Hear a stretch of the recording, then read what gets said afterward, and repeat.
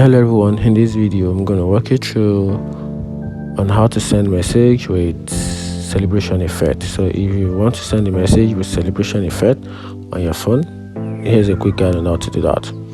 So the first thing you have to do is open up your iPhone messaging app. So open the messaging app, then just scroll and tap on the particular person you want to send the messaging the message effect to. So I'm just gonna use my messaging option with myself as an example. So I'm just gonna tap in hi. Okay, now let's say your celebration. We're sending a celebration effect. So let me just send a congratulations. Good.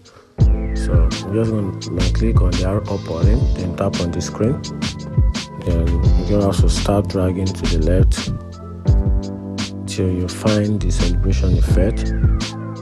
Yes, this is not the celebration effect. So just keep sliding. It's not okay. This is celebration effect. You can see, hey, congratulations. So this is the effect for celebration. So for you to be able to send this, just tap on the arrow up button under the effect you want to use, which is the celebration effect. Tap on it, then this will send the message together with some slight of Arctic sound, and that's it. You can video and follow for more. Thank you.